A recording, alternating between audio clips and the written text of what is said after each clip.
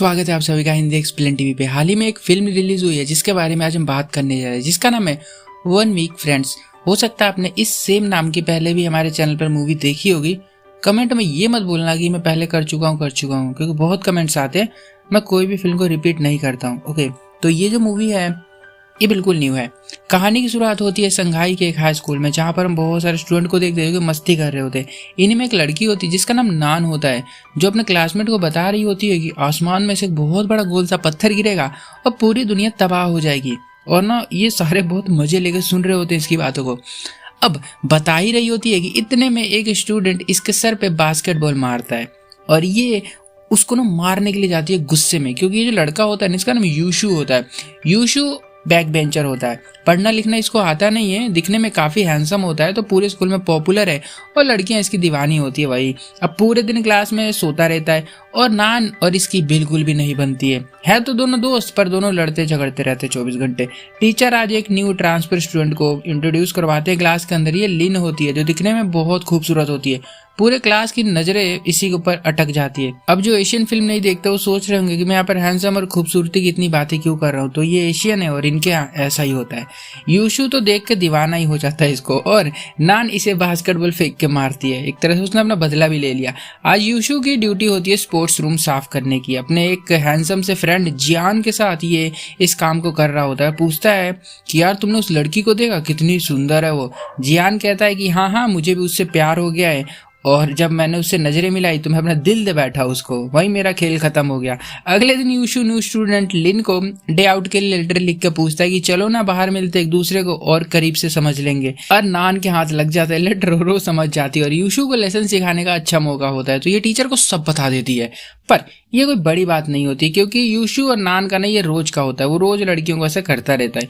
यूशु यही नहीं रुकता है, वो छुट्टी में लिन का रास्ता रोक कर उससे दोस्ती करने को कहता है। पर लिन कहती है कि इतना मारूंगी हरामी, चले जाए, ऐसे सुअर भर दूंगी तेरा मार मार के, और लेटर फाड़ के फेंक देती है और यहाँ से चली जाती है। नान पीछे खड़ी हंस रही होती है। शाम को लिन शॉप से गोल्ड फिश खरीदती है और यहीं पर इसकी मॉम के कॉल से हमें पता चलता है कि लिन बीमार है और किसी चीज की मेडिसिन ले रही होती है और मेंटली स्टेबल भी नहीं है ये, और अपनी सिटी को छोड़कर ये अपनी आंट के घर में रहने आई है। यहाँ पर अपनी यूनिवर्सिटी एंट्रेंस एग्जाम को क्लियर करने के बाद ये वापस चली जाएगी। ऐसे ही एक वीक बीत जाता है और यूसु आज फिर से इसे अप्रोच करता है, इससे माफी मांगता है उस दिन के लिए। लिन कहती है कि कौन हो भैया तुम, मैं तो तुम्हें जानती ही नहीं हूँ।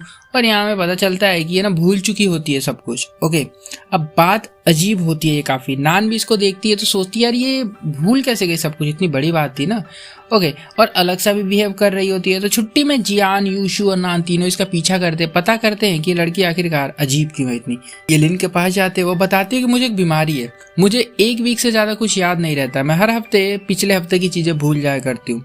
अभी काफी अजीब बात है, मेरे साथ ये फर्स्ट ग्रेड से ही हो रहा है। मैं अपने फ्रेंड्स को भूल जाया करती थी और लोगों ने मुझसे दोस्ती भी तोड़ दी क्योंकि मैं उनके नाम भूल जाती थी, और मैंने अकेले रहना शुरू कर दिया और इसी वजह से यूशु की दोस्ती भी मैंने ठुकरा दी थी। ये दुख भरी कहानी सुन के ये तीनों इसके ना दोस्त बन जाते हैं, इसके साथ रहने लगते, अच्छी अच्छी यादें बनाते हैं, मस्ती करते हैं, सब कुछ अच्छा चल रहा होता है। एक दिन यूशु साइकिल सही करते हुए अपने हाथ में चोट लगा बैठता है, तो लिन इसकी हेल्प करती है और बदले में यूशु इसे एक डायरी देता है और कहता है कि जो कुछ भी होगा ना हम सबके बीच, उसे तुम इसमें लिखना और इसे पढ़ती रहना रोज, तुम्हें सब कुछ याद रहेगा।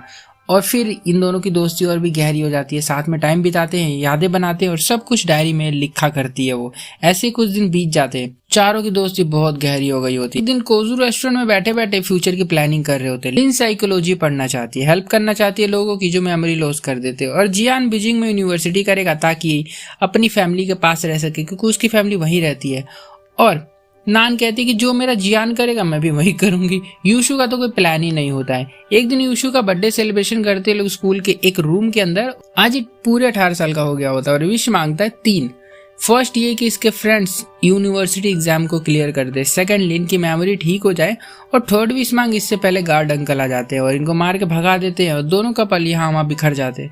लिन इससे अब कहती है कि चलो तीसरी विश मांगो। यूशु कहता है कि मेरा तीसरा ये है कि तुम मेरे प्रपोजल को एक्सेप्ट कर लो। मैं जानता हूँ तुम्हें सब एक वीक तक ही याद रहता है, मैं फिर भी तुम्हारे साथ रहना चाहता हूँ। लिन पता नहीं क्यों इसको मना करके यहाँ से चली जाती है और अगले दिन लिन सबको भूल गई होती है क्योंकि इसने अपनी डायरी घुमा दी होती है कहीं।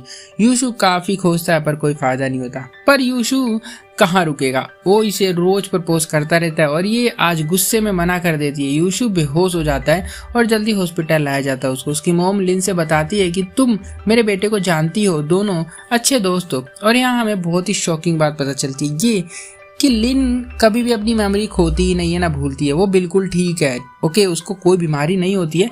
एक्चुअल में असली बीमारी जो है ना वो यूशु को है, जो अपनी मेमोरी को लॉस कर चुका है। 2 साल पहले की बात है, यूशु अपने फर्स्ट ईयर में एक हाई स्कूल में आया था। उसी टाइम पर लिन और इसकी एक बेस्ट फ्रेंड थी जिसका नाम सूजी था, दोनों काफी अच्छी दोस्त हुआ करती थी। सूजी ने एक दिन लिन से कहा कि मेरी क्लास में एक हैंडसम सा लड़का है और मुझे बहुत पसंद है। बस फिर कहता है, लिन ने कहा तू टेंशन मत ले, मैं तेरी दोस्ती उससे करवा दूंगी। और लिन काफी ज्यादा हेल्प करती है और फिर इसको इसके करीब लाती है, मतलब यूशु को सूजी के। और ये तीनों ना देखते देखते पक्के फ्रेंड बन जाते हैं, बेस्ट फ्रेंड बन गए होते हैं फॉरएवर वाले।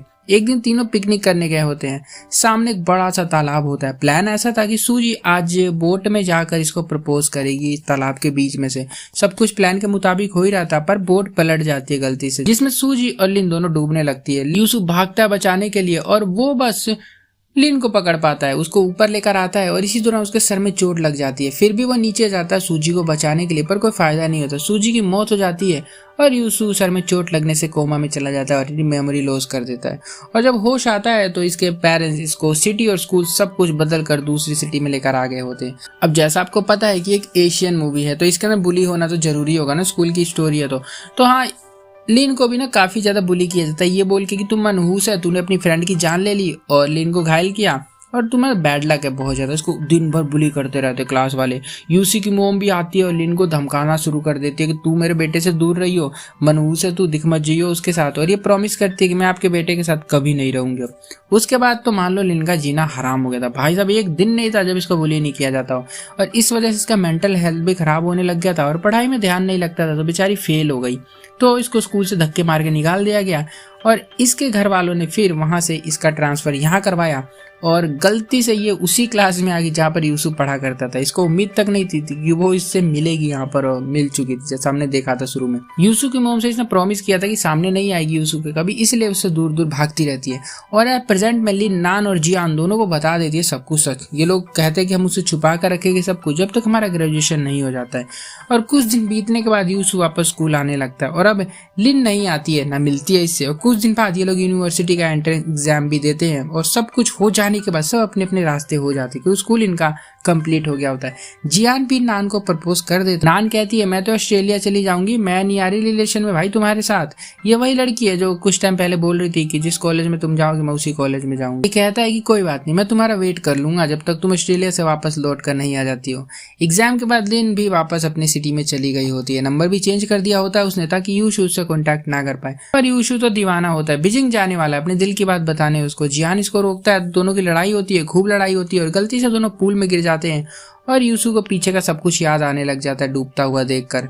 और इसको सब याद आता है कि सूजी थी, लिन थी। और यूशु को याद आने के बाद ये सबसे पहले सूजी के ग्रेव पर जाता है, फिर उसके माता पिता से मिलने जाता है, उनसे माफी मांगता है कि मैं इतने सालों में आपसे मिलने नहीं आ पाया पहले। सूजी के फादर इसे सूजी का एक लव लेटर देते हैं जो उसने यूशु के लिए लिखा था जब वो जिंदा हुआ करती थी। और कुछ दिन ऐसे ही बीत जाते हैं। इसने लिन का न्यू एड्रेस भी खोज निकाला होता है पर बात करने की हिम्मत नहीं हो रही होती है इसके अंदर। तो इसे एक गिफ्ट भेजता है, इसमें सूजी का नेकलेस भेजा होता है उसने और एक डायरी होती है जिसमें कुछ बातें लिखी होती है, जहां से हम जान पाते हैं कि बहुत ही शॉकिंग बात होती है। वैसे ही शुरुआत में यूशु ने जब लिन को देखा था ना, शुरुआत में मतलब जब सूजी भी जिंदा थी उस टाइम, तभी से वो लिन से प्यार करने लगा था और सूजी इससे प्यार करती थी।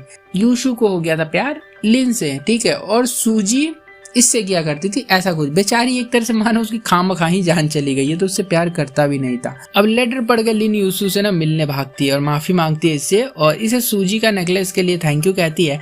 और अब यूशु खुश हो गया होता है, इसका फर्स्ट लव मिल गया इसको। और एंड में हम देखते कि चारों कपल रूफ पर बैठे हुए अपना समर फेस्टिवल सेलिब्रेट कर रहे होते हैं और लिन इन्हें थैंक यू कहती है सब कुछ मानने के लिए, समझने के लिए इसको। और बहुत अच्छे से फिल्म खत्म हो जाती है, हैप्पी एंडिंग है। वैसे ये वीडियो अच्छी लगी तो वीडियो को लाइक जरूर कर दें, चैनल को सब्सक्राइब कर दो। और भी ऐसी वीडियोस को देखने के लिए मिलता हूं तो बाय।